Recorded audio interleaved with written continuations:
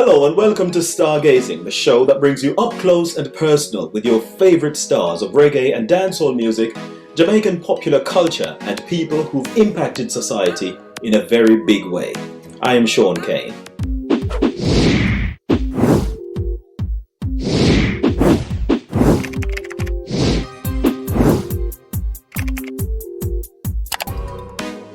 In this edition of the show, we'll speak with a producer whose magic touch has created so many hit songs both in Jamaica and beyond. Let's take a look. Dancehall is a dynamic industry that is always changing its guards, be it producers, musicians, or artists. During the ongoing shuffling of the deck of producers, a St. Ann native has found himself sitting proudly among the best music makers in Jamaica. Tevin Richards is one of the founders of the Young Generation Fraternity, YGF Records, an Ocho Rios St. Ann based music production company that emerged in 2014. The organization boasts a state-of-the-art recording studio and music mixing facilities. Some of dancehall music's biggest names that are currently trending have had their music impacted by Richards and his YGF magic touch.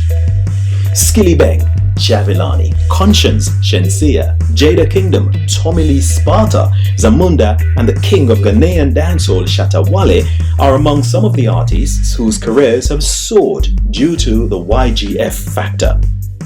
Richards told the Stargazing with Shaun Cain show that music was not his first attempt at establishing a career.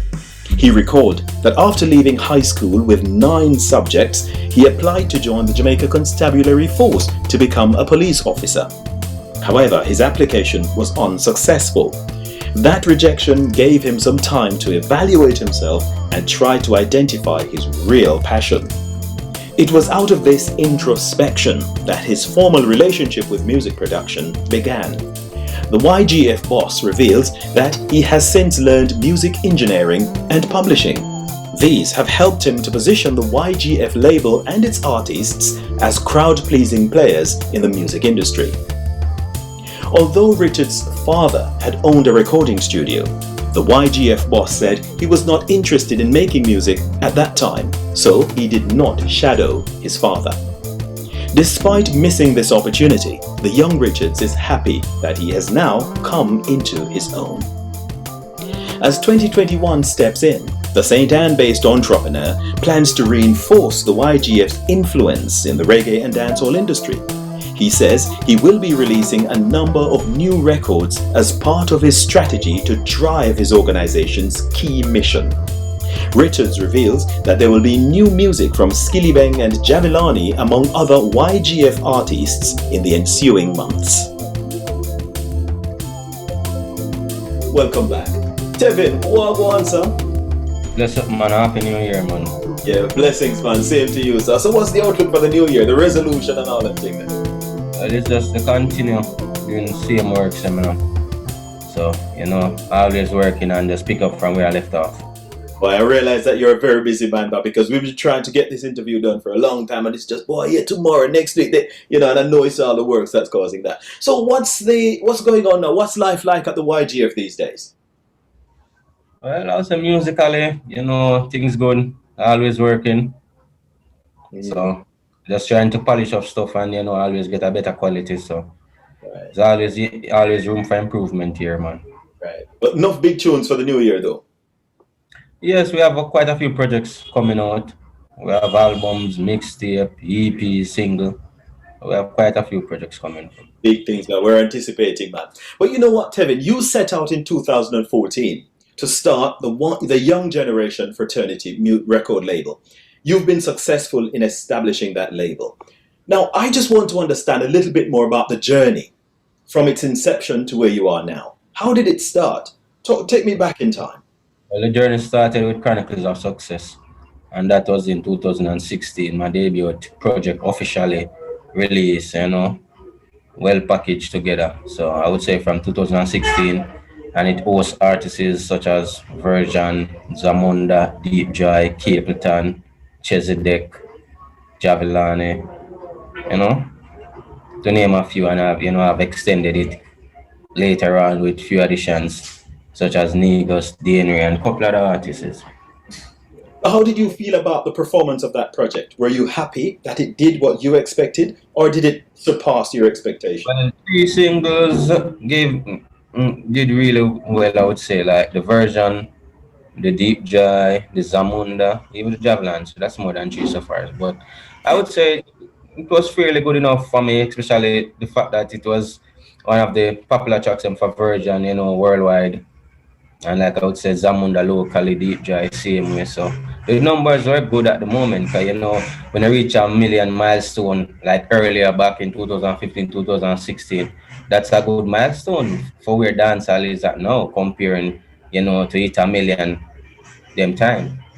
Well, that's good performance. And as a result of that, I just want to understand a little bit more about the vision. Because when you entered the industry, there were already artists and producers who were well established. There were household names. People were playing their music and people were looking for more work from them. In other words, they were all glued to those people. But you still entered. Why did you think that you'd be successful and there would be a gap in the market for you? It's my passion for business. You understand me? I left high school as a business student, and I just put my knowledge, like my resources, from what I know about the business of it and learn about music. So I really entered it with the business of music, and then I gained the experience to become an engineer, then a producer. So for me, it was more theory than practical. So that love for music, where did that come from? Was that always you? Were you one of those at school rapping on the desk and making beats and DJing around, everybody gathering around? Passion for music because it's like a hobby, it's just something where you just naturally love music regardless of the genre. So I would just say it was just a passion, and then I turn it into a business. Right. So did you have the sound system around you? Because I know lots of people who started like this. They had their dad had a sound system or the neighbor had a sound system and they got involved. My dad actually started a studio, Junkyard Music Production. Right. I was still in high school at the time, so I really didn't have much time in the studio or anything. I didn't know nothing much until I left high school. So I would say yes, he had a studio where I could, learn as apprentice and watch. Normally I just observe and watch others to gain my knowledge. So when you saw the studio, when you visited the studio, did you feel that, well, one day I want to be sitting in that chair? I want to be tuning up some songs, getting the sound right and everything and sending some tunes out there. Were you thinking that? Like I said, in 2008, I didn't show where my goal was at the time. I was still in school focusing on getting my education, getting my subjects them. So it's when I actually left high school and I tried for the police force and I didn't get through and I said, all right, I might can just put some like help out, and I was doing some management at the time for him, and I realized that even though he's working with like all the artists, veterans in the business, the the music and the sound is changing, and to captivate the minds of the people is always to go try to be refreshing. So that's when I came up with to be younger, fresher with what I want to do. So mix the music, mix the jugglings, you understand me? Not just all the artists is based on their experience, but the new sound, the new ideas. So that's when I launched my label, Young Generation Fraternity. That's blessed, man. That's blessed. But you know what? You mentioned about the police force there. I mean, Constable Tevin Richards. Never thought of that. How does that sound? I left high school with 9 subjects, and I was just thinking of something to do right away. Understand me? Mhm. So It wasn't really a passion. It was just something to occupy you and see what that could lead to. you understand me? So you really, that wasn't my love, like to join the force, but at the same time I qualify. In other words, that the subjects could enter. Right, you went for it. Well, let me congratulate you on your subjects now, because I know it must have been hard work studying and all the rest of it and so forth. But so that's great. But then you mentioned also that you studied business, and then because of you had that knowledge, you thought you would go into business. So what skills or what knowledge you learned in business or in school that you saw coming into play right now, or you had to use? Well, management, of course, because at the end of the day, without a good structure or a foundation, you can't really grow. So you can have plans and have a vision, but you need it to be organized and planned to execute it properly. It's very good. And in terms of marketing, I would imagine that's a big part of what you do. Yeah, that's where the real passion and the love is in music, when you can be creative and use your ideas them to explore and network. Mhm. In terms of your marketing planning, tell me some of the techniques that you use or some of the strategies that you use to bring attention to your music, create awareness, and to entice people to want to listen. Well, a scout, that's one of the things first thing to is to observe Mhm. and do my research. Mhm. You understand me? You can use like marketing strategies such as clickbaits, where you try to create something to get the attention and actually sell the product the right way. Mhm.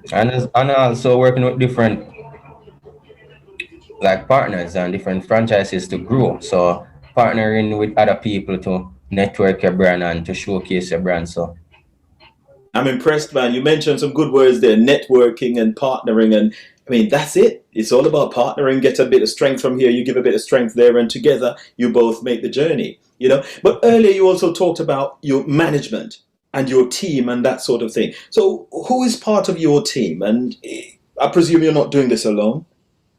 well, we're always growing, so we always reach out to other persons, and so far I've established, partnerships with you have Darren Era, that's HMP, the producer I was telling you about. You have like my engineers, I have like 3 to 4 engineers, that recording engineers, and I have like 3 mixing engineers. So the recording engineers are like Steve, you have Retro, you have Santos, you have quite a few that I was working with before, a few that I'm still working with. Mixing engineers like Simpa, Black Spider. 'Cause what I learned, majority of the producers like myself and others, even though we have the talent and can do something, sometimes you have to work with like who are the best out there, who is doing the top mixing. It's a tool in the business to try and to get people who can work for you to develop and deliver the same result as in the other producers. So producers like, for instance, Red Boom, he mix all over, he mix for YGF as well, Mhm. done well. Mhm. So that way I can match the quality of music that's releasing commercially. So basically, you And kind of have your benchmark people that you work with because they're at the top of their game. studied the business and I realized that they are like the top names for Mhm. the high standard quality. And like I said, even though you have the in-house engineers that are still doing great, but you realize their names are attached to a lot of projects that are really doing well. Mhm, mhm. Well, I like the sound of that, but I'm just trying to understand the business model a little bit more. Those engineers, do they come cheap? Or If you have people reach out to me and I reach out to them, says vice versa. You understand me? You always have people out there that it's like I would say it's just the sound and the the type of music you want to release. Cause each producer, each mixing engineers give a different quality, a different idea. well, that's decent. Well, also you mentioned about reaching out to different people. Now, these different artists, did you reach out to all of them? Because I know you work with people like Jahvillani, as you mentioned, Zamunda before, and a few others. Did you reach out to these artists? Did you handpick them, or they just kind of knocked on your door and you said, "Oh yeah, come in"? Hmm. Jahvillani and I started music together. You understand me? He was like the first artist. I recorded his first song. So we started it together like brothers. We basically knew each other before music. Zamunda, Deep Joy, Chesedek, they're like families. They just see the vision and with their experience and skills they came along. You understand? My artists is like Virgin now. I reach out to them. You understand me via Facebook, email, the different platforms. So it's basically a thing like based on your reputation, based on the growth, people going to reach out to you and people going to accept you. So and for me, I rather to reach out to our artists whenever I'm doing a project. So that way I can find the sound and the melody, like I can hear them on the rhythm.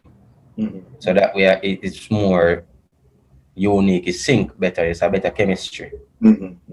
Yeah, that's really good. But then again, when you started out, as I did talk about earlier, about other producers being established and they're out there and everything. But when you started, did you feel at any point that you were punching above your weight, or you felt that, well, I know what I'm doing. I know that there's an audience for my music, and I'm just going. I'm ignoring all those people, not feeling like I'm intimidated by them, not second guessing myself. But I'm just going to do it. Did you ever feel like that? Like, I'm not sure if this is really going to work or anything like that. Did you second guess at any point? No, no, because at the end of the day, success is not a one day thing. It takes time, it takes growth.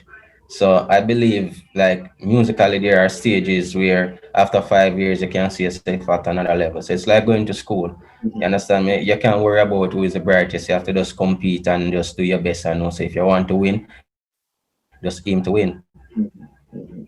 A lot of people I didn't say, feel yes, yeah, go on. Yeah, go on.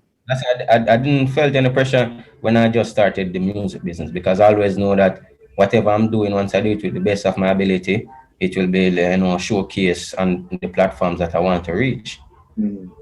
That's very good, man. That's really, really decent, and I like the sound of that. But in terms of your philosophy for the artists that you record now, do you feel that well, the kind of music we put out is this kind of theme or that kind of theme, or do you just allow the music to talk, just do its thing, whatever you feel, you put that out there? You just have to allow it, because music is based on each one's, I would say, environment and each one believes. So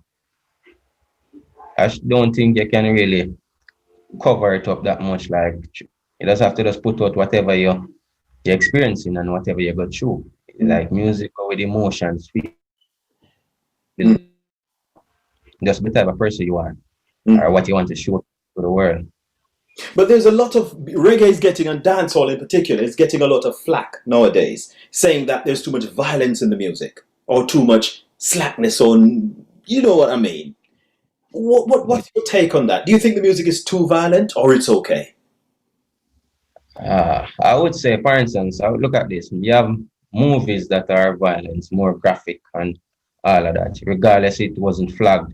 It's just that it encoded where it's still, let's say, like PG-13 is rated based on viewership. So the music just need to be just like we have the clean and raw version. It's based on what is being promoted and what you, as the platform or the industry persons, put out.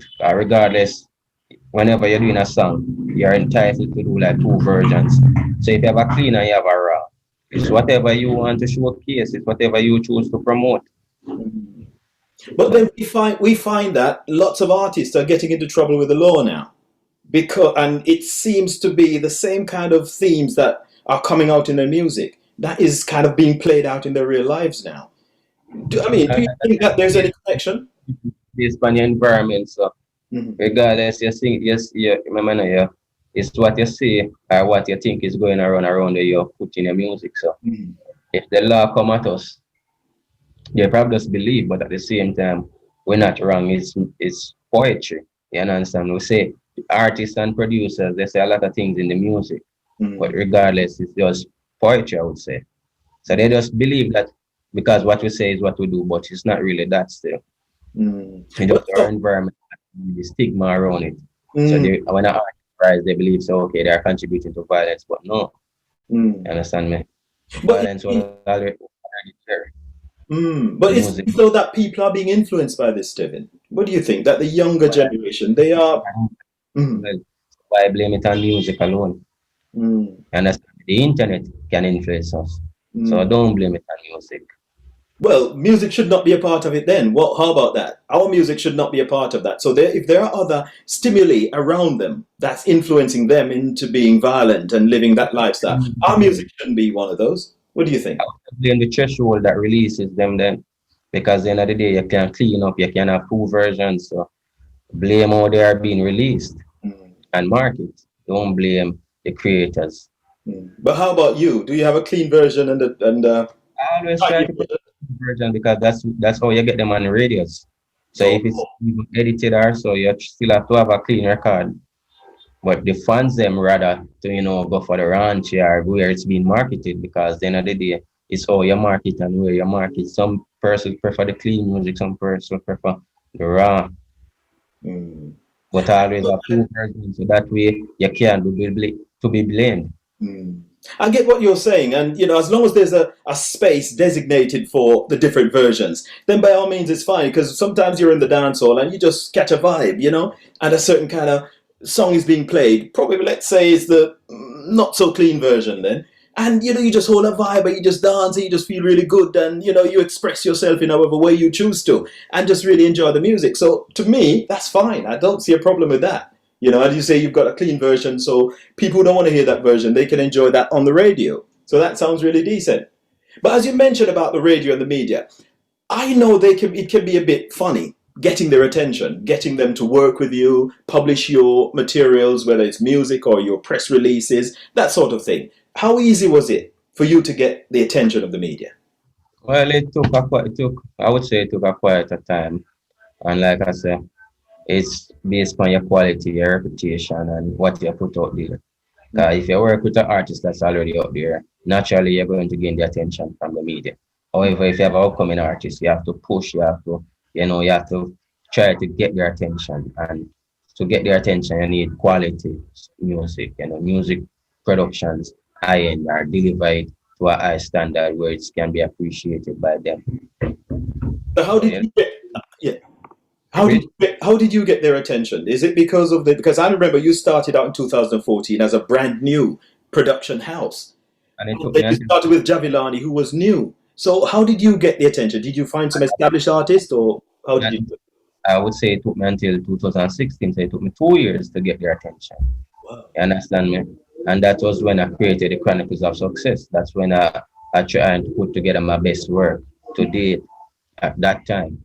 So I mix it with artists that were already established and newcomers. So that way, when they say, for instance, the headline, when them see an artist like Virgin, I would say Capleton, Deep Joy, Zamunda, they're going to check it out and then they're going to listen to Jahvillani because at the time Jahvillani was new on the scene.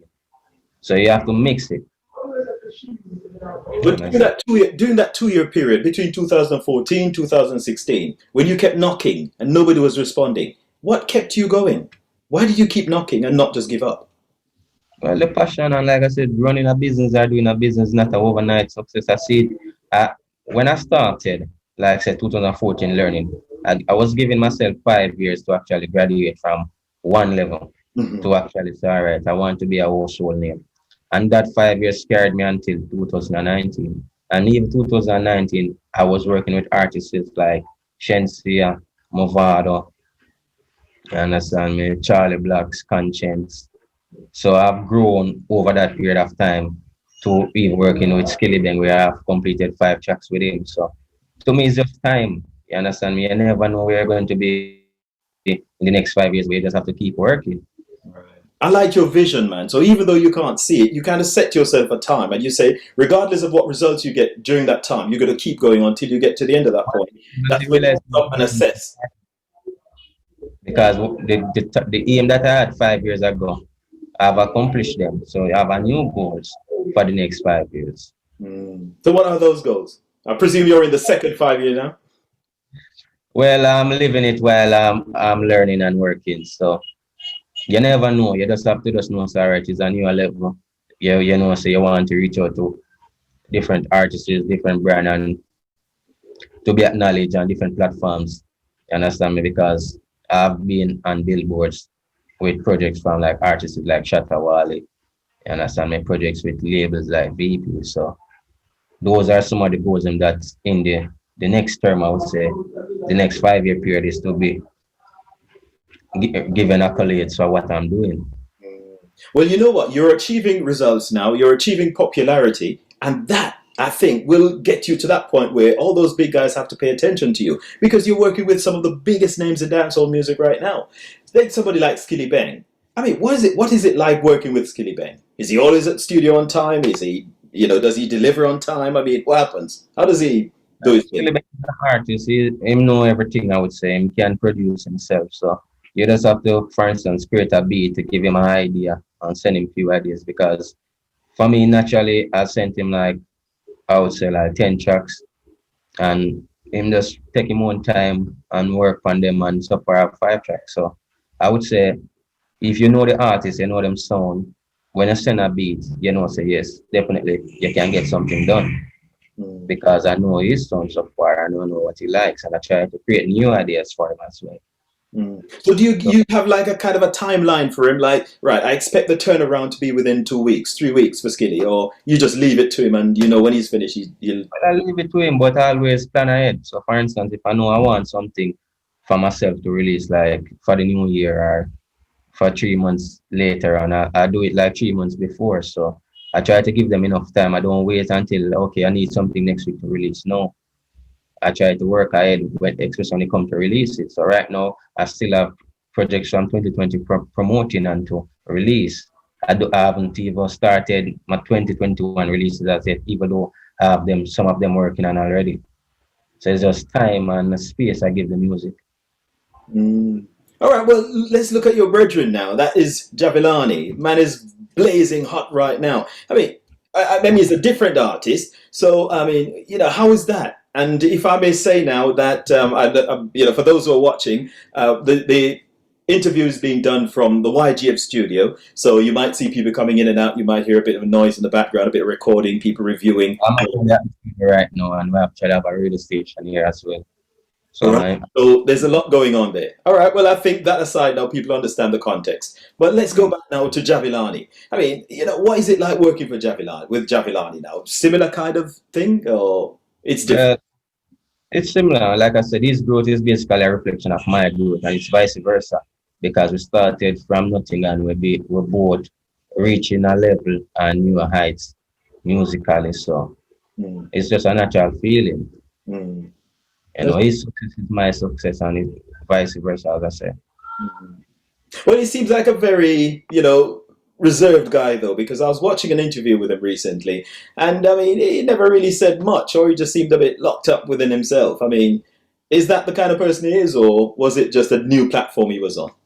Well, he's an introvert, so enough person don't know that. And the end of the day, regardless, when his music speaks different from that. So him personally, I would say he's an introvert, and musically, he's an extrovert where he have the freedom to do whatever he wants and say whatever he wants. So it's two different characters, you know.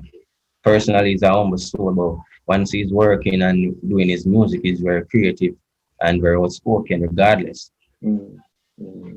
Oh well, sounds good then. Because I watched the interview and I thought, well, as people who watch the artist and listen to the music, we just want to learn a little bit more about the artist, a little bit more about the kind of person they're like, and so forth. So when an interview comes about, Like I said, is based on comfort. At the end of the day, you watch an interview, you don't know if he was prepared for that interview or if it was just on point. And no one really likes to do anything on point. You understand me? Regardless, we like to know we have a little bit of understanding of what you're going to do and what you're going to face. yeah. So I would just say that was just a on point interview where he wasn't prepared fully, but at the end of the day, him deliver. Him never say, "Oh, I'm not gonna do it." Him deliver to him fans them regardless. Yeah, that's true. He turned up and he did his thing, and that's good. But you know what? I remember because you work with so many artists that are well established, and we know that sometimes ego might get in the way because once people are well known, they might start seeing themselves differently. I just want to find out from you when all these big egos come and you're working with them, how do you get the best out of them? Like they don't project that big ego and they try to tell you they know everything. And I mean, how do you tame those egos so you can get the best out of them? Oh, that's not an issue. Well, it's just balancing the energy, and at the end of the day, I'm always comfortable with who I'm working with, and I'm always bring up a charisma vibration where you can say something, I can give an input. So it's both our calling, I would say. Mm. Your input, my input, and at the end of the day, we'll pick the best one. So regardless, it's a situation where we both can learn from each other. And I never really experienced somebody where them just egoistical or about themselves alone. Mm. Right. It's just a matter of they're just being confident about their music and everything. That's very good, man. That's very decent. But the last bit I want to get your input on now is there's a lot of talk about dancehall not getting much respect and attention, especially where the Grammys are concerned. Do you think that's a fair observation that they're not getting the attention, or you think the music is just not? Well, dancehall is not a genre by itself, so I would think that's one of the main reasons. We have to be competing with the reggae music, and remember, the reggae music is the more polished and commercialized music going out regardless. So when you see a dancehall project get nominated or to be recognized, it's based on the sound and how it is publicized out there in the world. So it's just that we have to just clean up our music, especially for dancehall, and make it more commercial if we want to be recognized on those platforms. I like what you say, clean it up. I'm not sure what you mean by that though, but I like what you say about cleaning it up. As a producer, what do you think you can do? Yes, go on. what we want to the world. I remember, you know, a platform like Grammy is not just about ourselves and locally. It's basically a platform for the world of music and all the music them together. So clean it up means the context, and it's come back down to having clean versions and raw versions. Because at the end of the day, if we only do raw versions, we won't be recognized on many platforms.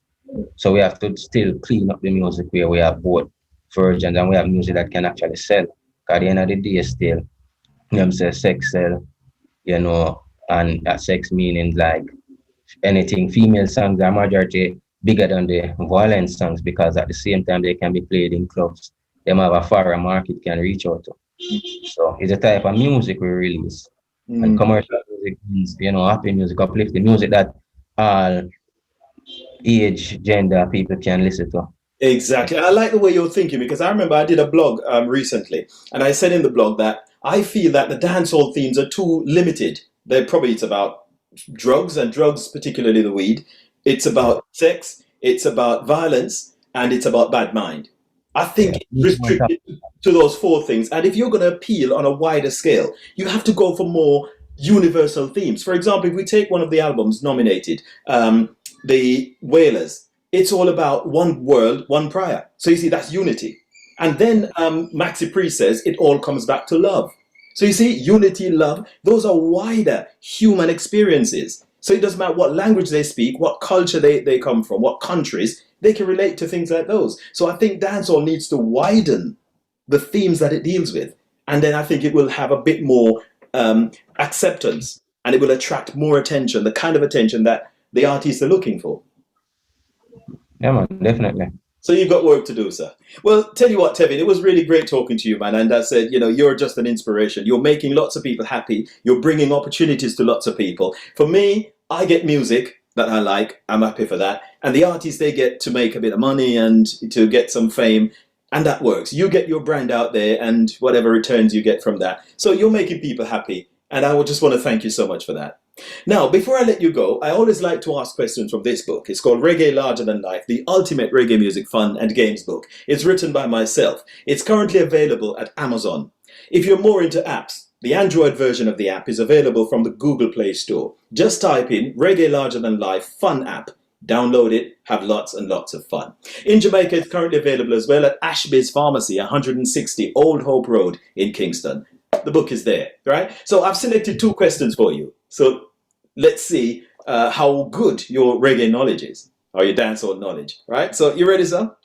No problem, man. All right, the question goes like this, though. First one.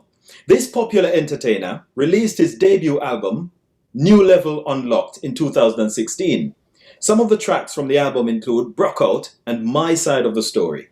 Who was he? The options are Alkaline, RDX, Shatta Wale, Devin the Doctor. Alkaline. All right, sir. You could make a mistake, sir. Yeah, probably should have said Devin. All right, next one now, and then we, kind of wrap this up now. Right, let's go. I'm on the Rock was a solid chart climbing position for which entertainer in 2008? The options are Mavado, Busy Signal, Erupt, and Sirani. Mavado. All right, sir. The man tough, man. The man know him thing. All right, sir. Well, thank you so much, Tevin, for being a part of the show. The questions were taken from this book here. It's called Reggae Larger Than Life, the ultimate reggae music fun book. It's written by myself, and it's currently available on Amazon. It's also available at Ashby's Pharmacy, 160 Old Hope Road in Kingston. If you're more of an app person, the Android version of the app is available from the Google Play Store. Just type in Reggae Larger Than Life Fun App, and you'll be there. Download it, have lots and lots of fun. So, Tevin, the YGF boss, thank you so much for being a part of the show, man. So inspiring, your story, and such a strong business head you've got on your shoulders there, man. That's good.